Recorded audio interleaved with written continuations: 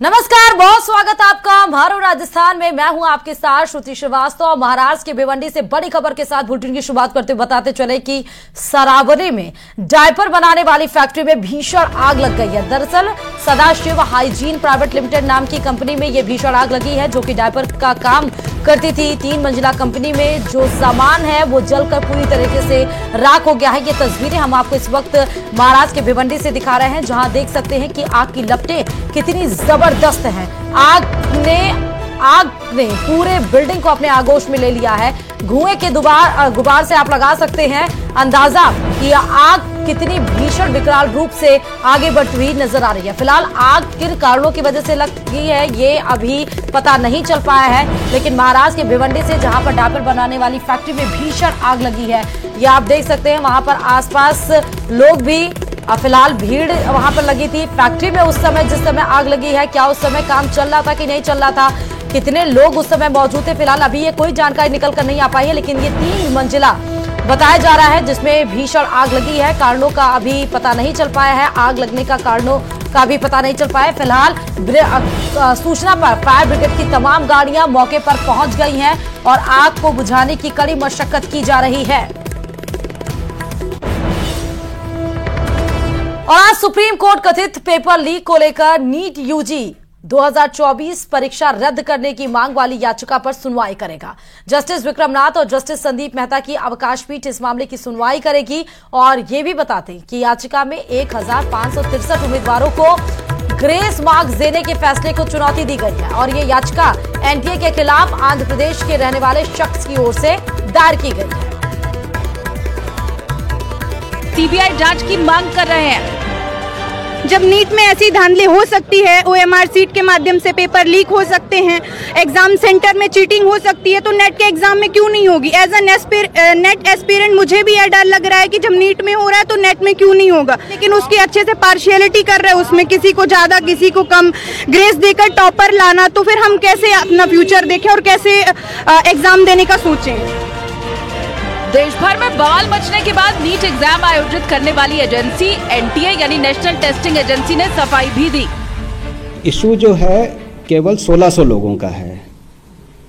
ये 23 लाख जो बच्चे अपीयर हुए थे, 24 लाख में से 23 लाख बच्चे जो कुछ अपीयर हुए थे, इसमें से केवल 1600 बच्चों का इशू है। 4750 सेंटर के बजाय ये 6 सेंटर का इशू है। तो हम इसको एग्जामिन कर रहे हैं और इसको हमारी कमेटी एग्जामिन करेगी और उसके ऊपर जो रिकमेंडेशंस आएंगी उसके ऊपर फिर हम निर्णय लेंगे। नीट 2024 के नतीजों पर विवाद ने मेडिकल एजुकेशन के भविष्य पर नई बहस शुरू कर दी है।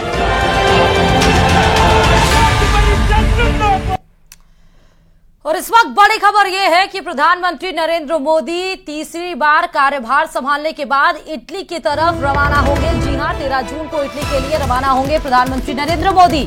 तीसरी बार प्रधानमंत्री बनने के बाद पहला विदेश का दौरा है, वो भी इटली का। प्रधानमंत्री नरेंद्र मोदी G7 सम्मेलन में हिस्सा लेंगे। G7 के नेताओं से द्विपक्षीय बातचीत भी होगी। पीएम मोदी की यूक्रेन के राष्ट्रपति जेलेंस्की से भी मिल सकते हैं, ऐसी संभावना जताई जा रही है। तो G7 की बैठक में भाग लेने के लिए प्रधानमंत्री नरेंद्र मोदी जा रहे हैं। G7 के नेताओं से बताया जा रहा है कि द्विपक्षीय बातचीत होगी। प्रधानमंत्री नरेंद्र मोदी अपने तीसरे टर्म में पदभार संभालने के बाद पहला विदेश का दौरा बताया जा रहा है, वो भी पहला विदेश का दौरा इटली का बताया जा रहा है। ये भी बताते चले कि इस बीच में वो यूक्रेन के राष्ट्रपति जेलेंस्की से भी मुलाकात कर सकते हैं, उनसे बातचीत भी कर सकते हैं। प्रधानमंत्री नरेंद्र मोदी G7 सम्मेलन में हिस्सा लेने के लिए इटली जाएंगे, जहां पर वो जो तारीख है वो 13 बताई गई है, 13 जून। और नरेंद्र मोदी 3.0 सरकार में टीम का ऐलान हो गया है। केंद्रीय गृह मंत्री अमित शाह, रक्षा मंत्री राजनाथ सिंह, केंद्रीय वित्त मंत्री निर्मला सीतारमण के विभागों में कोई भी बदलाव नहीं किया गया है। अमित शाह पहले की तरह गृह मंत्री हैं, राजनाथ पहले की तरह रक्षा मंत्री हैं, निर्मला सीतारमण पहले की तरह वित्त मंत्री भी रहेंगी और एस जयशंकर पहले की तरह विदेश मंत्रालय ही संभालेंगे। यहां तक कि नितिन गडकरी का भी महकमा नहीं बदला गया और सड़क परिवहन मंत्रालय के रूप में फिर से अपनी जिम्मेदारी संभालने के लिए नितिन गडकरी तैयार है। इसके अलावा अजय टमटा और हर्ष मल्होत्रा को सड़क परिवहन राज्य मंत्री बनाया गया है। केंद्रीय मंत्री अश्विनी वैष्णव को रेल मंत्रालय के साथ साथ सूचना प्रसारण मंत्रालय का भी प्रभार दिया गया है। वहीं शिवराज सिंह चौहान, जिनके नेतृत्व में इस बार लोकसभा की 29 सीटें मध्य प्रदेश की क्लीन स्वीप की हैं, उनको कृषि मंत्रालय संभालने की जिम्मेदारी दी गई है। न सिर्फ कृषि मंत्रालय शिवराज सिंह चौहान को, बल्कि साथ साथ पंचायत एवं ग्रामीण विकास मंत्रालय की भी जिम्मेदारी सौंपी गई है।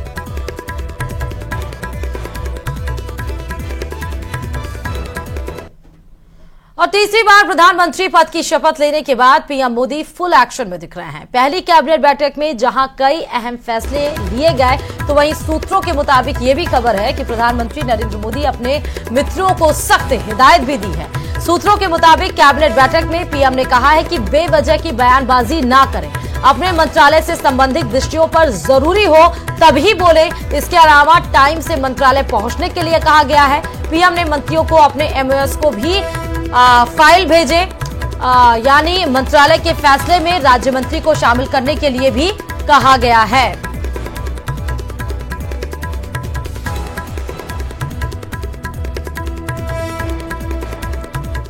और नई मोदी सरकार के मंत्रिमंडल को लेकर एनसीपी के बाद अब शिंदे गुट के नेता श्रीरंग बारनिक ने भी नाराजगी दर्ज कराई है। उन्होंने कहा है कि एनडीए ने जो पार्टी 4 और 5 सीटें जीतकर आई है उसको कैबिनेट दिया है। वहीं महाराष्ट्र में हमने 7 सीटें जीती हैं, लेकिन एक भी कैबिनेट पद नहीं दिया गया है। शिवसेना शिंदे गुट के नेता और एकनाथ शिंदे के बेटे श्रीकांत शिंदे ने श्रीरंग बारनिक के बयान का खंडन किया है। साथ ही बिना शर्त मोदी सरकार को बाहर से समर्थन की बात कही है।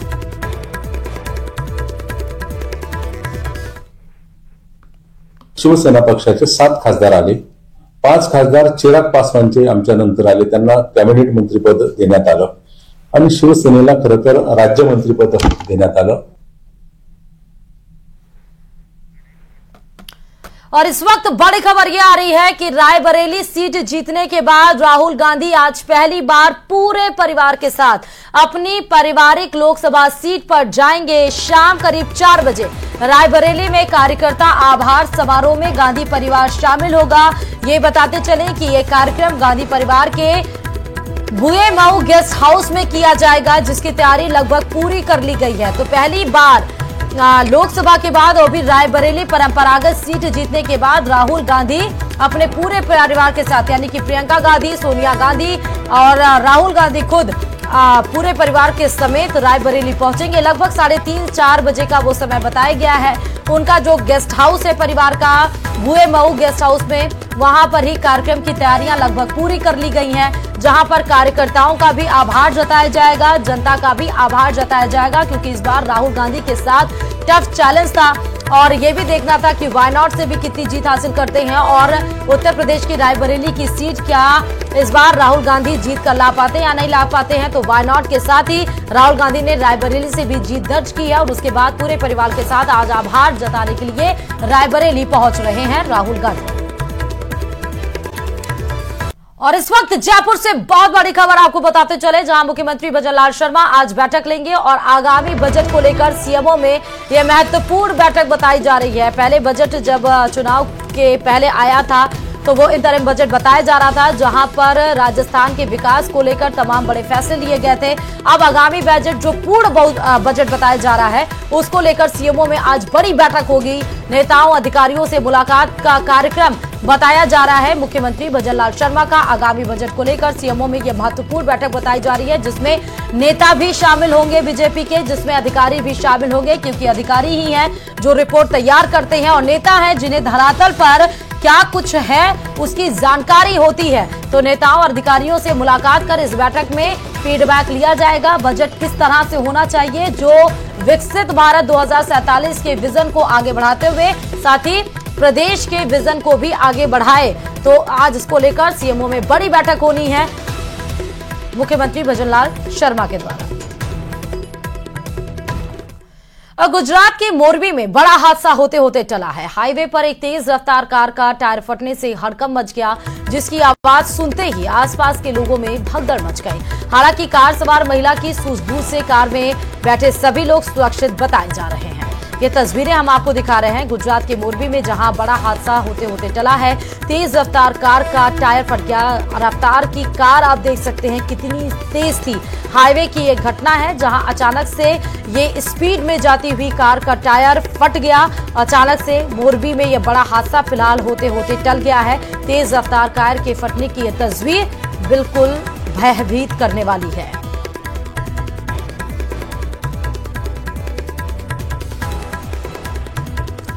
और छत्तीसगढ़ के बलौदा बाजार में हुए बवाल से जुड़ी 5 तस्वीरें हम आपको दिखाएंगे और उसमें आपको बताएंगे कि ये 5 तस्वीरें आप देखिए। फिलहाल ये छत्तीसगढ़ के बलौदा बाजार की है, जहां कलेक्टर परिसर में आगजनी की गई।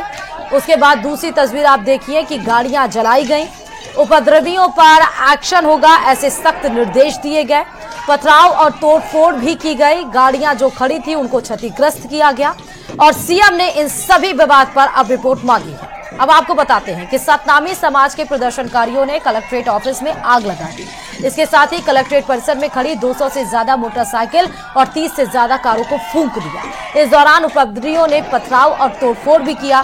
छत्तीसगढ़ सरकार की तरफ से पुलिस प्रशासन को उपद्रवियों पर सख्त कार्रवाई के निर्देश दिए गए हैं। साथ ही सीएम ने डीजीपी और मुख्य सचिव से रिपोर्ट भी मांगी है। के द्वारा एक जो है आंदोलन का आह्वान किया गया था और शांतिपूर्वक की बात की गई थी, लेकिन उनके सभी लोगों ने उग्र होकर के पुलिस के ऊपर भी पथराव किया और बैरिकेड्स को तोड़ करके कलेक्ट्रेट परिसर के अंदर घुसे और इसके बाद इन्होंने पथराव किया और काफ़ी क्षतिग्रस्त किया और आगजनी गाड़ियों में आग लगा दी है और हम लोग आग बुझाने का प्रयास कर रहे हैं। और इधर बैंक से एक डाक आती है। डाक से होता है बेटे से मिलन। पूरे 10 साल बाद फिल्में लगने वाली ये कहानी एक वास्तविक घटना है जो उत्तराखंड के पिथौरागढ़ और राजस्थान के दौसा से जुड़ी हुई है। देखिए रिपोर्ट।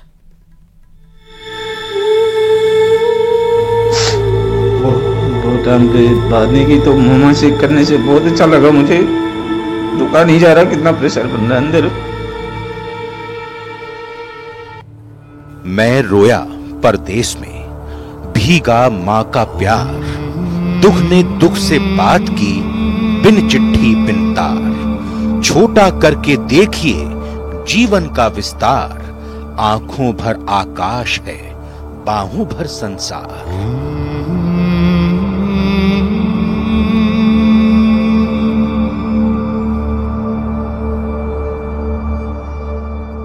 10 साल हो चुके थे।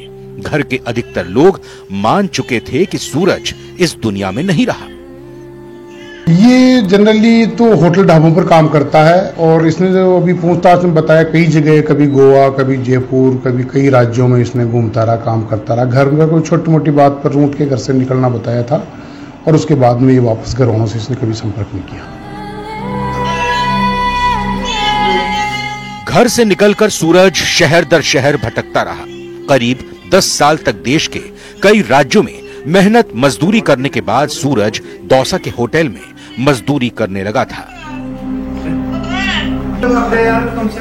इसी दौरान उसने दौसा के SBI बैंक में खाता खुलवाया, लेकिन जिस आधार कार्ड से खाता खुला था उस पर बैंक की चेकबुक पहुंच गई जो उत्तराखंड के पिथौरागढ़ जिले में था।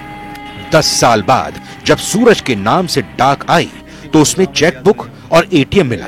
घर वालों ने सोचा या तो सूरज ने यह खाता खुलवाया या फिर कोई साइबर फ्रॉड किया जा रहा है। डिटेल खंगालने पर पता चला कि राजस्थान के दौसा में यह खाता खुला है, जिसके बाद सूरज का भाई मनोज दौड़ता भागता दौसा पहुंच गया और पुलिस से मदद की गुहार लगाई। शुक्रवार को शाम को आकर के यहाँ कोतवाली पुलिस से इन्होंने संपर्क किया। इन्होंने बताया था मेरा एक भाई है सूरज, वो करीब 10 साल से घर से गायब है और अभी हाल ही में एक बैंक के कोई दौसा ब्रांच से कोई चेकबुक और एक ATM उनके घर पर उनके पोस्टल एड्रेस पर पहुंचा है जो उसके भाई के नाम से ही है। पुलिस ने सूरज को जब उसके भाई मनोज से मिलवाया तो दोनों गले लगकर खूब रोए।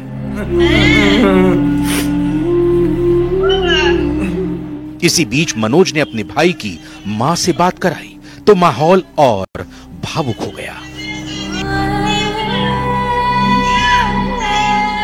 आंखों में आंसू लिए मां अपने बेटे से बात कर रही थी। सर हमारा वो एटीएम और चेकबुक आया गांव में, तब पता लगा सर हमें ये डोसा में काम करता है करके। वो भी कंफर्म नहीं था। जब पूरे डिटेल जब यहाँ आए तब पुलिस वालों ने पूरी छानपान की वहाँ, तब जाके मिला सर।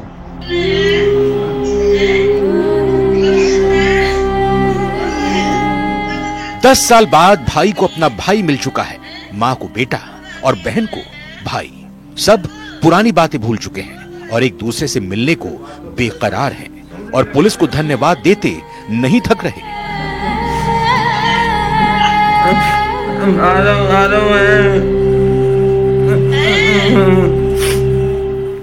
न्यूज़ 18 राजस्थान के लिए दौसा से आशीष शर्मा की रिपोर्ट।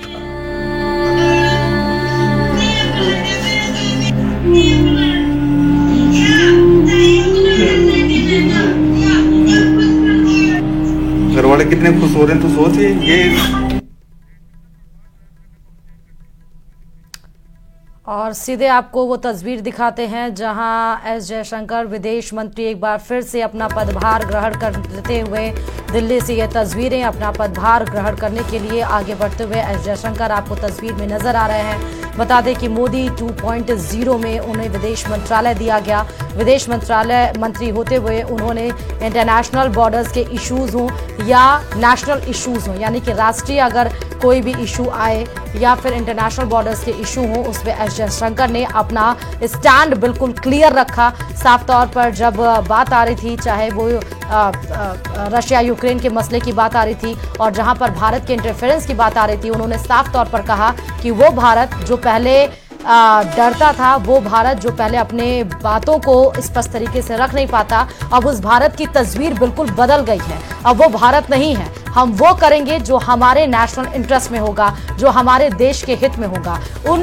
एस जयशंकर को एक बार फिर से मोदी 3.0 कार्यकाल में फिर से वो जिम्मेदारी, वो महकमा उनके कंधों पर दी गई और आज उसी का पदभार ग्रहण करते हुए विदेश मंत्री एस जयशंकर आपको तस्वीर में सीधे नजर आ रहे हैं। और अगली खबर कोटा से है, जहां 31 मई को लापता हुआ छात्र पश्चिम बंगाल में मिला है। छात्र नीट का एग्जाम देकर लापता हो गया था। छात्र ने अपने पिता के एक मोबाइल पर मैसेज भी भेजा था, जिसमें लिखा था, मेरी उस लड़की से शादी करवा दो तब वापस लौटूंगा। छात्र हॉस्टल से कोचिंग जाने के लिए कहकर ये बात निकला था। तो पिता के नंबर पर मैसेज भेजकर लापता हुआ था। अब मैसेज में ये लिखा था कि मेरी उस लड़की से शादी करवा दो तब मैं वापस लौटूंगा। पश्चिम बंगाल से फिलहाल छात्र जो गायब हुआ था, नीट की परीक्षा देने के लिए हॉस्टल से जो कोचिंग जाने के लिए गायब हुआ था, वो फिलहाल वापस मिल गया है। पिता को अपना बेटा वापस मिल गया है। मैसेज में आप देखिए कि लड़की से शादी करवाने के लिए वो ये मैसेज देकर घर से निकला था।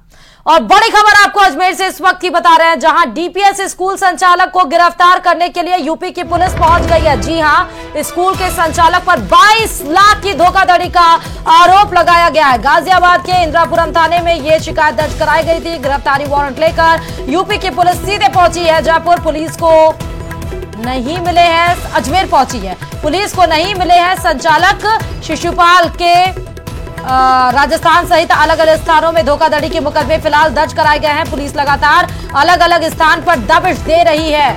तो डीपीएस स्कूल के संचालक पर 22 लाख के धोखाधड़ी का पूरा आरोप, जहां यूपी की पुलिस सीधे अजमेर पहुंची हुई है। और मारो राजस्थान में फिलहाल इन खबरों के साथ इतना ही। और आगे हमारा खास प्रोग्राम देखिए 8:30 बजे गोरबंद।